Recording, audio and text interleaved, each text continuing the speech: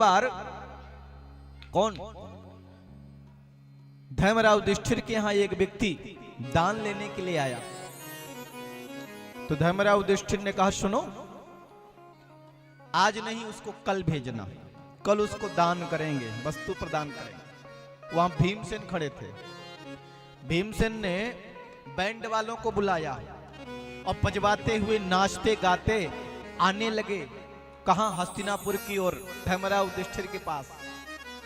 भीमसेन ने कहा, धर्मराव युधिष्ठिर ने कहा क्या कर रहे हो भीमसेन? बोले आज बैंड बजवा रहा हूं, सारी दुनिया को बता रहा हूं कि मेरे भैया काल को जीत लिए, क्योंकि कल आप दान करेंगे ना कल। धर्मराव युधिष्ठिर को भान हुआ, बोले तुमने ठीक कहा, मैं अपनी भूल को सुधार करता हूं। प्यारे कल कभी आते समय रहते जगो साथी, न किंचित देर हो जाए, सजाते ही रहो तुम दीप, कभी भोर न हो।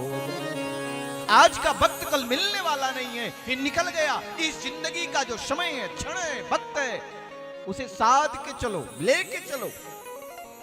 इसीलिए हर व्यक्ति को हर कुछ नसीब नहीं होता, इसीलिए कहते हैं तो जिसके जीवन में वो नसीब है उसे तो मिलेगा ही।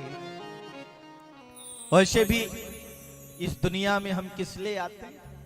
तो दुनिया में आए हो क्या हसरत है मालूम नहीं, औरों की छोड़ो अपनी भी क्या किस्मत है मालूम नहीं। सामान जुटाते उम्र गई, छूट गई कितनी चीजें, इंसान की आदत लालच है, क्या लानत है मालूम नहीं। जब व्यक्ति को प्यास लगती तो क्या करता है? अभी गर्मी का महीना चल रहा था, कड़ाके की गर्मी थी। अब देखो धीरे धीरे ठंडी का प्रवेश हो रहा है, फिर कड़ाके की ठंडी पड़ेगी।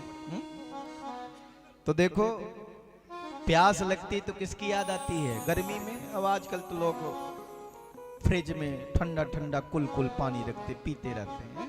पहले घड़ा रखा करते थे।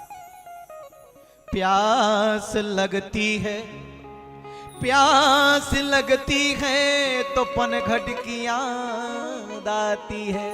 किसकी याद आती है? पनघट की। प्यास लगती है तो पनघट की याद आती है, और शर्म लगती है तो घूंघट की याद आती है।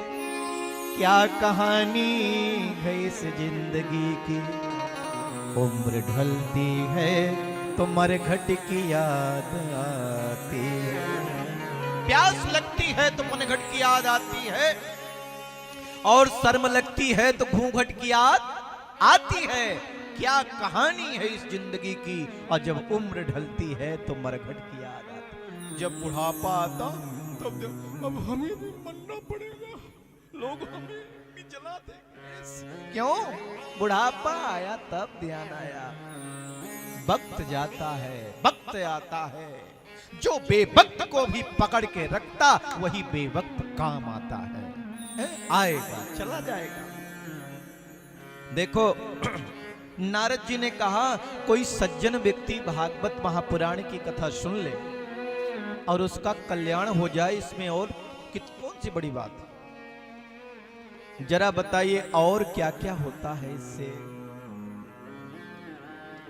तब सनत कुमार कहते हैं, ये मानवा पाप के तस्तु सर्वदा, सदा दुराचार रता बीमार गगा, क्रोधाग्नि दग्धा कुटिलास्य कामिना, सप्ताह यज्ञेन कलौ पुनन्ति ते। ऐसे मानव जो सदैव पाप में ही रत रहते हैं, जिनका उठना पाप, बोलना पाप, खाना पाप, चलना पाप। अच्छा बताओ खाना कैसे पाप? आप कहेंगे खाना कैसे पाप हो गया? मांस मछली मुर्गा अंडा न जाने क्या क्या खा रहा है, तू पाप नहीं कर रहा है? कितने जीवों की हत्या कर रहा है, पाप नहीं कर रहा है? खाना भी पाप, बोलना भी पाप। बोलना पाप क्यों है? किसी का गला कट जाए मेरा क्या लेना, मुझे तो पैसे से मतलब है। किसी की हत्या हो जाए मुझसे कोई लेना देना नहीं, मुझे तो पैसा मिलना चाहिए। बाप बड़े न भैया, सबसे बड़ा रुपया। आज कोई नहीं पूछता अल्लाह कितने हैं, आज सब पूछता है तनख्वाह कितनी। आज कोई नहीं पूछता तो कुछ भगवान को मानता, किस खुदा को मानता, किसको मानता। ये पूछते तेरी कितनी है, कितना कमाता है, कितना पाता है, कितना खाता है। तो पाप का खा रहा है, पाप का बोल रहा है, पाप का ही जीवन कमा रहा है और उल्टे मार्ग पर चल रहा है, विपरीत। ऐसा व्यक्ति जो क्रोधी है, कुटिल है, कामी है, 7 दिन भागवत महापुराण की कथा सुन ले तो वो भी मुक्त हो जाता है। और कौन व्यक्ति? सत्य नहीं ना प्रतुमात दोष का, तृष्णा कुलाचा सर्वधर्म वर्जिता, ये दंभ्रिका मत्सरेणोऽपि हिंसका, सप्ताह यज्ञेन कलौ पुनन्ति ते। ऐसा व्यक्ति जो सत्य से हीन है, जो माता पिता से द्वेष रखता है।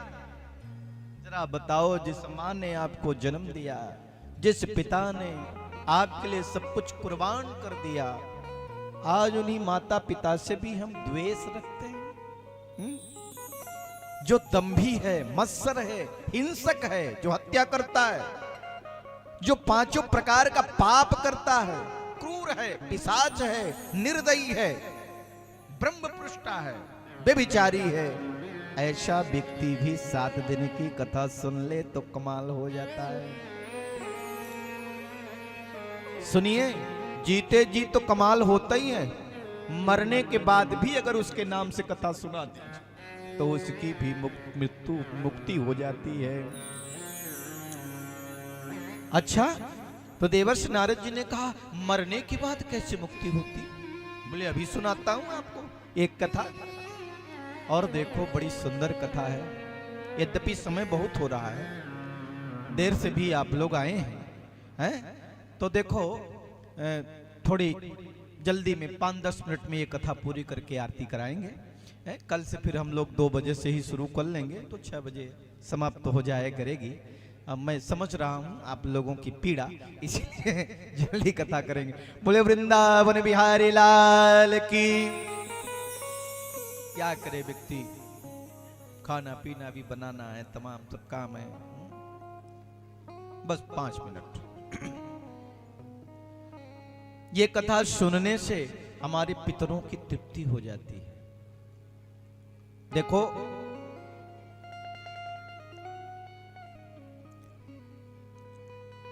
एक बहुत सुंदर तुंगभद्रा नदी के तट पर नगर है जिसे उत्तम नगर कहते हैं।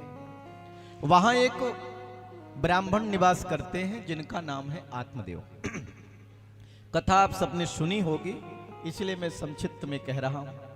आत्मदेव जी के पास सब कुछ है, लेकिन एक चीज की कमी है। क्या? कोई संतान नहीं है, पुत्र नहीं है। जिस गली से, जिस रास्ते से जाते, घड़ी देख लो 5 मिनट से ज्यादा नहीं लगेगा, फिर आरती करेंगे। जिस गली, जिस रास्ते से जाते लोग यही कहते, देखो ये निपुत्री जा रहा है। आत्मदेव जी को आत्मग्लानि हुई। घर में तुलसी का पौधा वो भी सूख जाता है। एक गाय है, वो भी बांझ है। पत्नी का नाम है धुंधुली। है धुंधला, धुंधुली का अर्थ क्या? धुंधुला, जो आधा दिखे आधा दिखे ही नहीं। आत्मग्लानि हुई। आत्मदेव जी जंगल में गए कि अब जंगल में जाऊंगा या तो संतान मिलेगी और या तो मैं मर जाऊंगा। एक संत मिले और देखा कि आत्मदेव जी 3 दिन से भोजन नहीं किया, आंखों से आंसू बह रहा है और केवल रोए जा रहे हैं।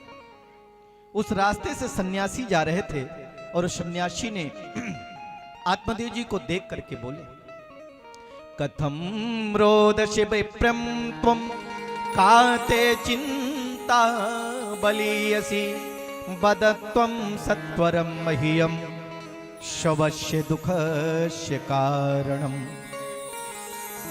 अरे ब्राह्मण तुम क्यों रो रहे हो, जीवन में क्या दुख है?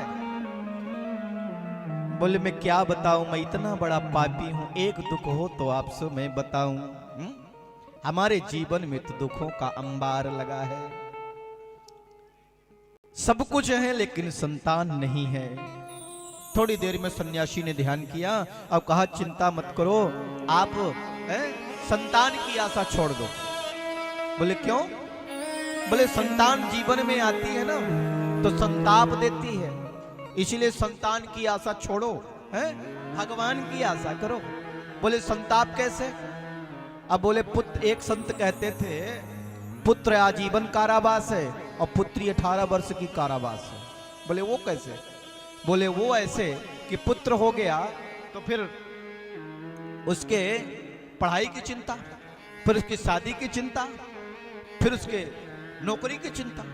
अब नौकरी भी हो गई, शादी भी हो गई, अब देखो फिर संतान की चिंता, पोता आ गया, अब पोते की चिंता शुरू, उसकी पढ़ाई की चिंता, शादी की चिंता, नौकरी की चिंता, फिर परपोते की चिंता, तब तक जिंदगी खत्म, आजीवन कारावास।